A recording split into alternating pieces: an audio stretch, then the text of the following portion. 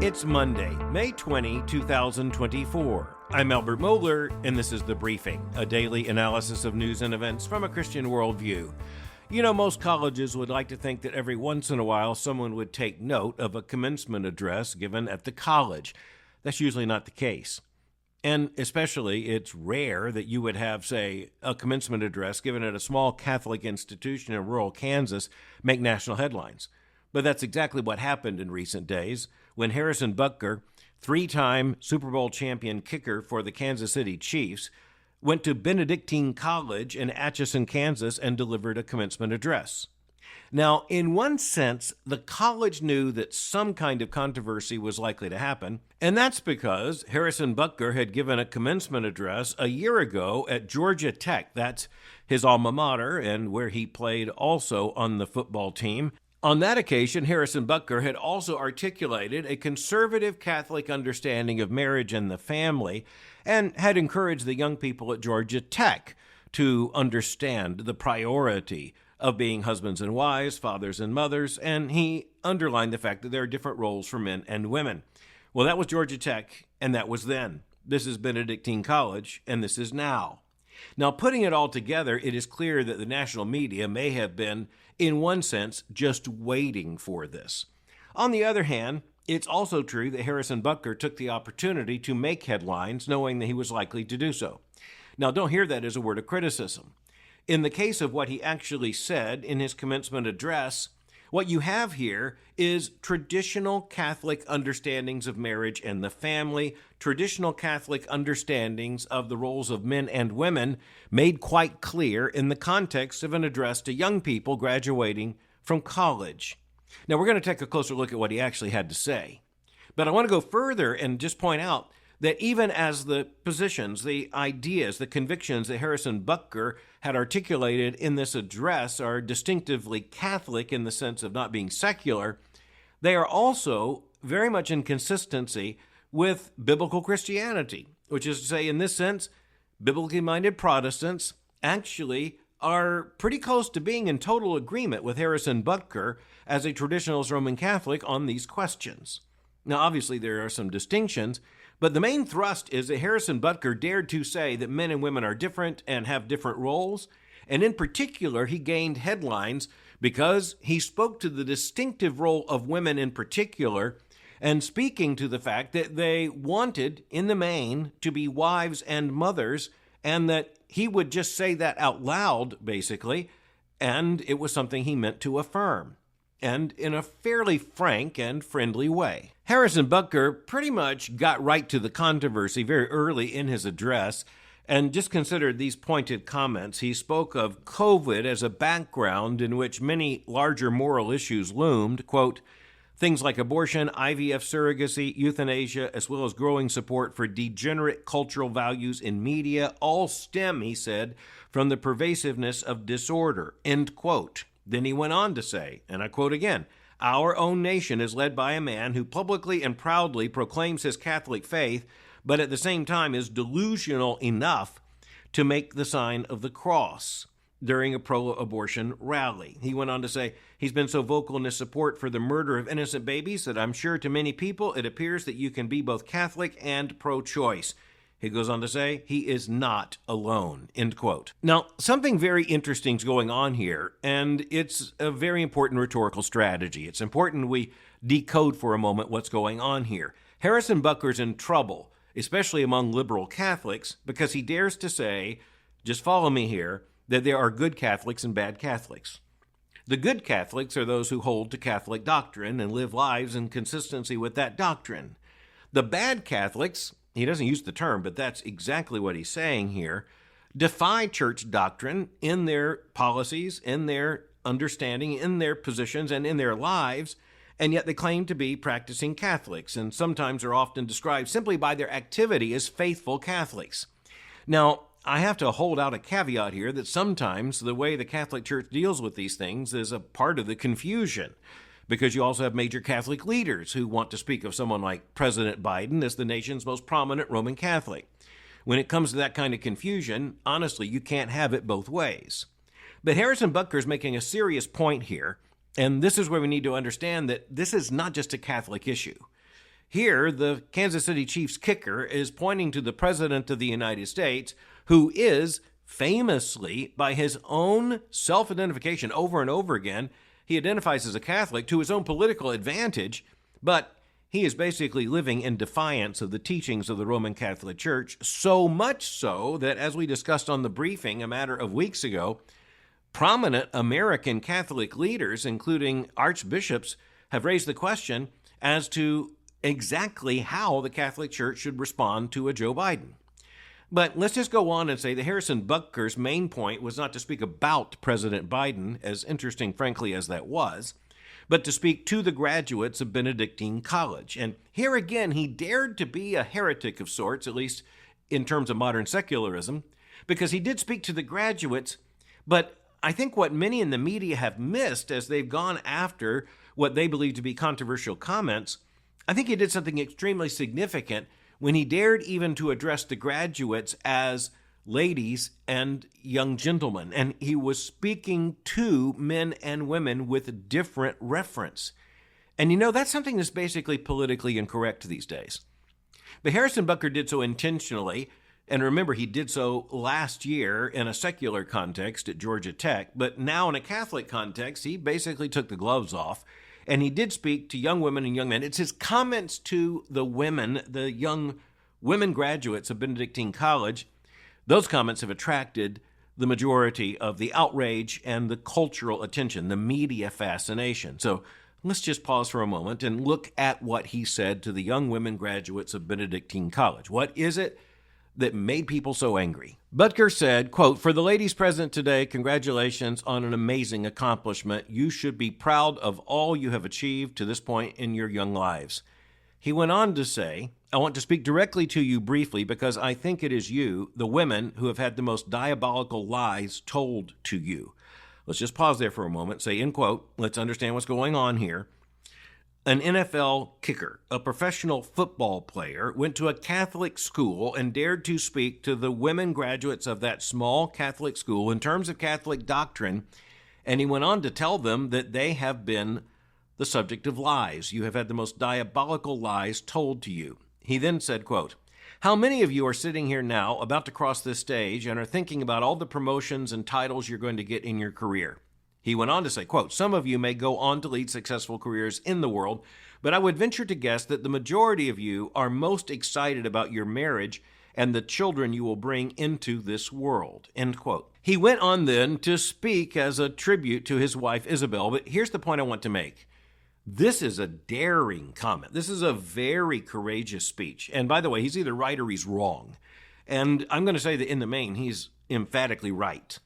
And what got him into trouble was the fact he spoke to the young women, and then he didn't say this on the basis of his experience. He said he wanted to speak to them, and he wanted to speak candidly about the fact that he would, quote, "venture to guess that the majority of you are most excited about your marriage and the children you will bring into this world," end quote. Then going on to pay tribute to his wife, without whom he said he couldn't accomplish what he accomplishes, and she has this unique vocation or calling as his wife and as the mother of their children, and that's the preoccupation of her life. What Harrison Butker did as a professional football player was to say specifically to women graduates of this Catholic college that professionalism isn't all it's cracked up to be. That quite frankly, he would utter the heresy in terms of the modern secular world of saying that being a wife and a mother is, in the long run, and in the Christian frame or the Catholic frame, as he was speaking specifically, it is a more important thing. And yet, I think what really aggravated people, I had to go back and read this several times, and I listened to his comments.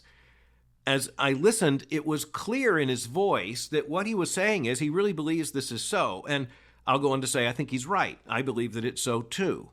And what he was saying here is basically he was authorizing the young women who were graduating from college not to believe that they were going to find their ultimate satisfaction in that profession, no matter its achievements, no matter its hallmarks. And he spoke of a longing, which, by the way, is often something that women speak about. Young women, as well as older women, speak about this longing in terms of marriage and children. But it takes priority. That's the issue, isn't it?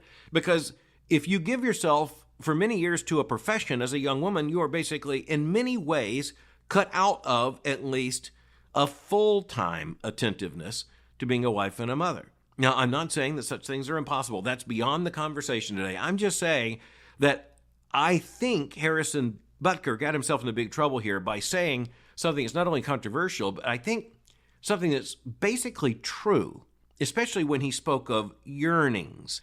A transcript of his remarks makes clear he wasn't being absolutely didactic. He wasn't telling young women to go home. He didn't say abandon your careers. His own mother is a research scientist, as it turns out.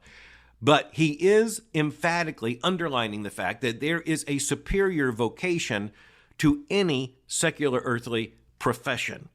And he spoke of this particularly in language to women. And this gets to something that the Christian worldview addresses very naturally. And by the way, speaking of naturally, nature emphatically reminds us of, and that is that even though men and women are equally made in the image of God, we have different vocations, and those different vocations are actually reflected even in the conjugal union of marriage, and those different vocations are reflected in the fact that men, to be husbands and fathers, are playing a very different role than women to be wives and mothers, and quite frankly, children quite naturally know the difference. Now, before he went on to speak to the young men in similarly strong and clear language consistent with Catholic teaching, and as I will say, consistent with the Christian worldview in this very clear sense, he went on to speak of birth control, and he spoke of heterodox ideas that abound even within Catholic circles, and he went on to be very clear about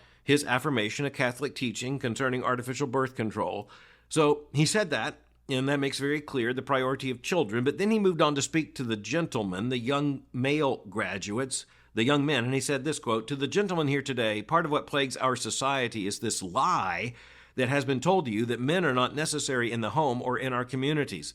As men, we set the tone of the culture, and when that is absent, disorder, dysfunction, and chaos set in. This absence of men in the home is what plays a large role in the violence we all see." But it's important now to recognize that when Harrison Butker spoke to these young men, he didn't say, you don't have a vocation in the home.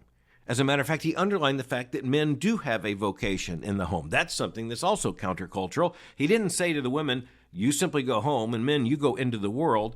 He reflected the priority of the home, but he went on to talk about the role of men in society. And I'll concede the fact he made some very strong statements here. And yet, I think these are very strong statements that are also basically true and, frankly, fairly urgent in the society. But they're so politically incorrect, you can understand why, in this case, it's probably the case that some people were more or less just waiting for him to get to these things in order that they could produce salacious headlines. And I'm not saying the headlines aren't newsworthy in this case, because quite frankly, if you have someone with the status of being so well known as an NFL Super Bowl champion 3 times, kicker for the Kansas City Chiefs, who shows up to speak about things this candidly and to do so in any kind of theological frame, when it comes to Butker, of course, he's a Roman Catholic, that's the point. But we need to recognize that if someone just stands up and says, there is a right order, a creation order to society, and honoring that leads to human happiness, and dishonoring that leads to all kinds of human injury, you're going to find yourself in trouble. I think it's fair to say that Harrison Butker knew that he was using very strong language and was making very strong assertions and was likely to get this kind of headline response. But you have to wonder how many young men on a college campus would dare to say anything close to this. And not only, you have to wonder how many of them would dare to say anything close to this to, say, a mixed company of young men and young women. How many would actually say this just as young men to young men?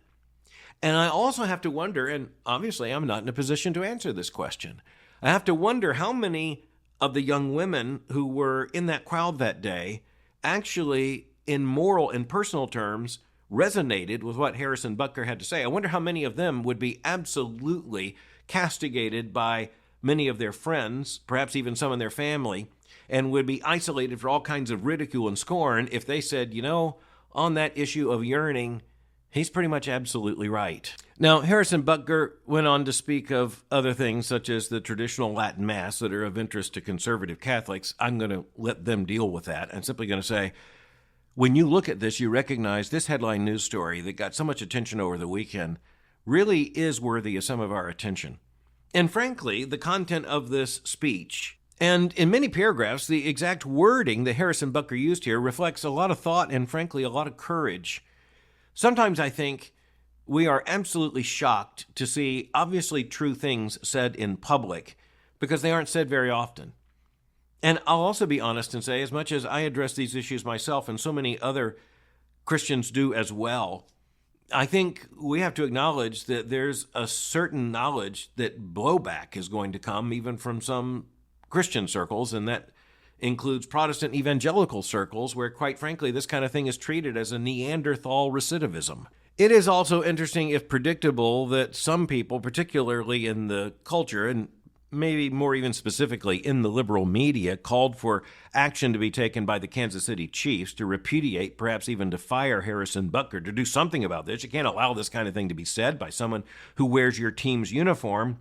It's also clear that on the team, there are at least some, including the wife of the owner of the team, who evidently is not ready to let Harrison Butker go. It's also interesting to look at this and recognize some in the media, such as Mike Freeman at USA Today. They are basically just so infuriated by what Harrison Butker had to say that he went on to ask, really? Did I slip and fall into a time machine and travel back to the 1950s? Well, no, it's not the case that there's a time machine. We've fallen back to the 1950s. The problem is that, and by the way, Mike Freeman makes this point indirectly, if not directly, by the time you abandon biblical manhood and womanhood, the understanding of marriage and the family that is the inheritance of Christianity by common grace, by special revelation, in creation order, it's all there. When you get to that point, you're going to abandon pretty much everything, which is exactly what someone like Mike Freeman celebrates. Give up marriage, redefine marriage, sexuality, sexual rules, LGBTQ, the gender revolution, all the rest. You see, the problem isn't just that someone like Harrison Butker said, we can't go all the way in the sexual revolution. He actually said there's some absolute rules. There are some absolute truths. But if there are absolute rules and if there are absolute truths, and you and I as Christians know that there are such rules and there are such truths, and thus we are accountable to them. They're real. It's as simple as that. But next, I want to turn to the fact that we now know what the senatorial election is shaping up to be in Maryland.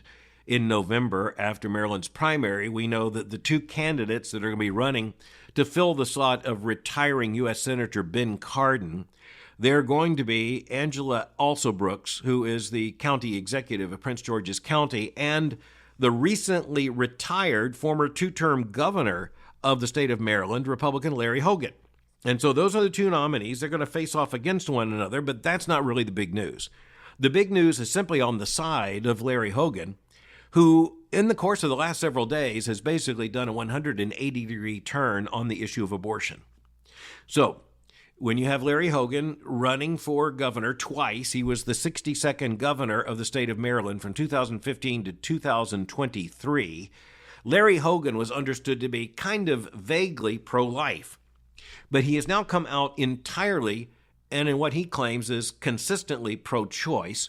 He recognizes that this is a change, although he's arguing that there's a basic continuity in his position. But the national media and the local media there in Baltimore and in Maryland, they're able to document pretty carefully, pretty quickly, the fact that this is a massive shift for Larry Hogan, and it is one that is political in its nature, completely explained by the fact that in his perception, to get elected to the United States Senate, statewide election there in Maryland, he's going to have to be basically, in his view, pro-choice. Hogan gave an interview to the New York Times last week, and he said that he's in favor of going back to the status quo that was represented by the Roe v. Wade decision. So what he means is that there could be some limited restrictions on abortion, but in the main, a woman would have an unrestricted right to abortion throughout much, if not most, of her pregnancy, and effectively, under the regime of Roe, it was very difficult to have any meaningful limitations on abortion. They were certainly challenged. But the point here is that he now describes his own position as a pro-choice position, and he went on to say that this should be a matter between a woman and her doctor, which is another way of saying that regardless of the fact that technically what he's at least saying he supports is a return to Roe, if he says no one should come between a woman and her doctor, that basically is a rejection, at least by logic, of any legal restrictions on abortion whatsoever. Now, I want to be careful. That isn't exactly what former Governor Hogan contended for, but in this 180-degree turn, and that's the way some political observers in Maryland are noting this, I mean, the fact is, this is a radical change, and quite frankly, his position opens the barn door wide open when it comes to legalized abortion. And for Christians, this is just a massively important issue. What could be more important than the sanctity and dignity of human life, including the unborn life in the womb? This tells us something about the political moment. It is clear that just about everyone in Maryland saying, if he wants to win, he is going to have to abandon any kind of pro-life position. And as a matter of fact, the big argument in the state of Maryland about former Governor Hogan's announcement is whether it's credible, whether people are going to believe him. He himself said, well, I guess we'll see in the election if people believe me. But he's trying to argue, this is a basic continuity. He's actually not just running with some kind of quiet support now for abortion rights. He understands, evidently, and has made the calculation that if he's going to win, he's going to have to win largely because of his support for abortion rights. Now, for Christians, this is a wake-up call, not just in Maryland, but I mention this development precisely because we're going to see more of these sellouts. We're going to see more and more politicians who said they were with us when the going was easy on abortion, and now that the going is hard, well, all of a sudden, 180-degree turns. All of a sudden, they're saying things they never said before. And they've made a calculation. It's a political calculation. And at the pragmatic level, they're either right or wrong. But we as Christians can't think only in those pragmatic terms. We take them into consideration. They're background and foreground issues for us in terms of at least understanding the landscape. But quite honestly, you're talking here about former Governor Hogan basically abandoning all conviction on this issue. He's making a purely pragmatic decision, and at least some around him are pretty much honest that's exactly what's going on. For Christians, this should show us that, on the one hand, it's just good to know we've got nowhere to go. It's just good to be reminded of the fact that we can't do a 180 on this issue because we really do believe what we say, and that is that every human life is sacred and deserves our respect from the moment of fertilization until natural death. That means we cannot violate our consciences, regardless of the political context, and quite honestly, we can't continue to respect politicians who turn on a dime on this issue and turn out to have had no deep convictions whatsoever. They were willing to say things that would get pro-life votes until all of a sudden they made the decision there aren't enough pro-life votes. I'm going to go for the pro-abortion votes. Well, that's exactly what you're looking at here. And quite honestly, no one's with a straight face trying to even argue that's not what's going on. But, quite honestly, in terms of the response to former Governor Hogan's 180-degree turn on this issue, what's perhaps most interesting and most troubling is the fact that there's so many people in the state who are saying that's just not good enough. In other words, you have the person who's going to be running against him. You have Angela Alsobrooks, who won the Democratic nomination. She's saying, look, this isn't adequate support for abortion.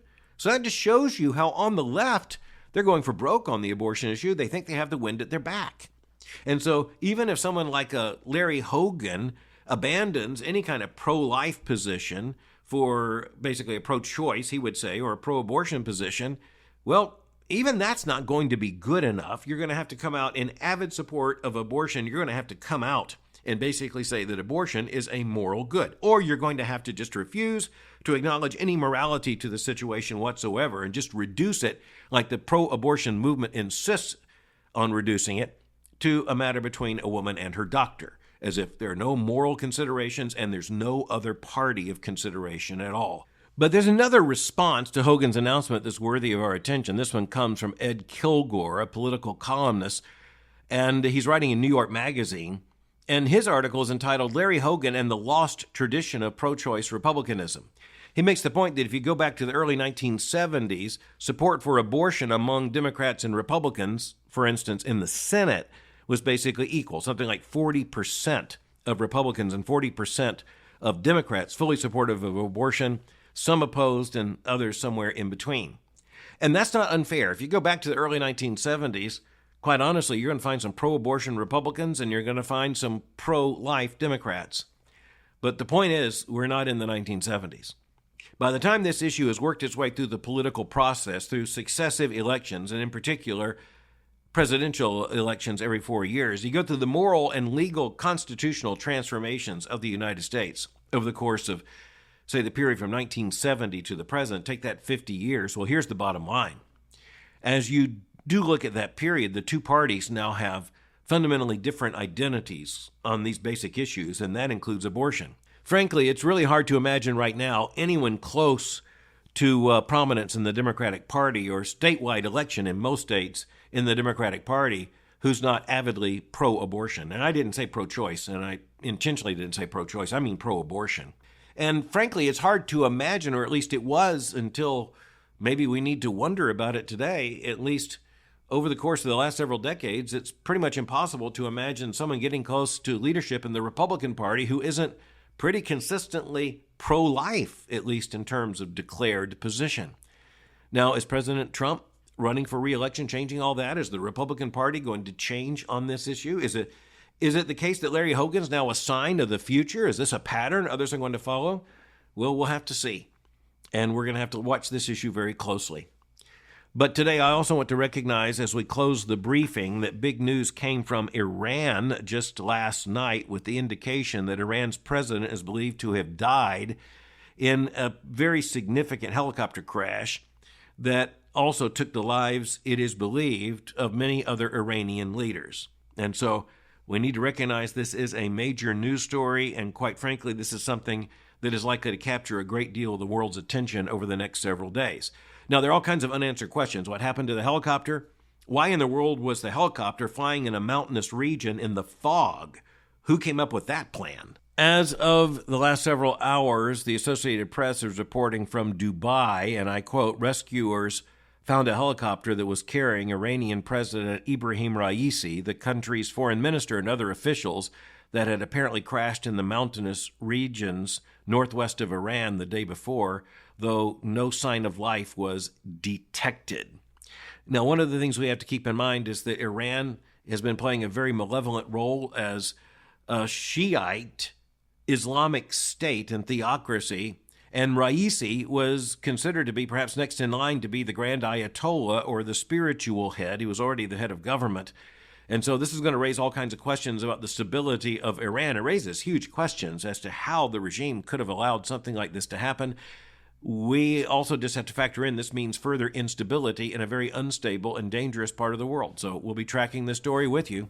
In the meantime, thanks for listening to The Briefing. For more information, go to my website at albertmohler.com. You can follow me on Twitter by going to Twitter or x.com/Albert Mohler.